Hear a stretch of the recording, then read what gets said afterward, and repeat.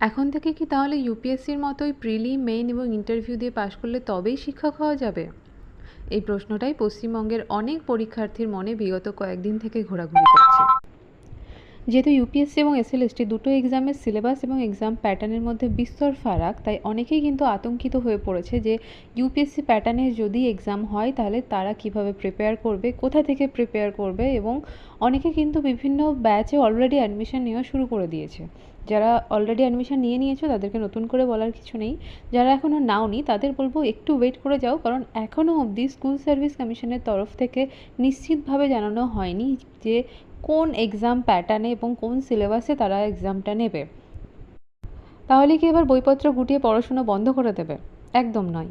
যার যেটা সাবজেক্ট সেই সাবজেক্টটা তোমরা ভালোভাবে রেডি করো। যেহেতু টিচার রিক্রুটমেন্টের এক্সাম, তাই সাবজেক্টের নলেজ টেস্ট কিন্তু অবশ্যই হবে। তাই নিজের সাবজেক্টটাকে স্ট্রং করো, পাশাপাশি সামনে যেহেতু আপার প্রাইমারিও রয়েছে, তোমরা সিডিপিটাও ভালোভাবে রেডি করতে পারো। এরপরেও কারো যদি মনে হয় জিএস পড়বে, অবশ্যই পড়তে পারো, সময় থাকলে তোমরা কেন পড়বে না। সবশেষে এটাই বলবো, অযথা ভয় পাবে না এবং ভেরিফাই না করে যে কোনো ব্যাচে ভর্তি হয়ে গিয়ে নিজেদের টাকাগুলো নষ্ট করবে না।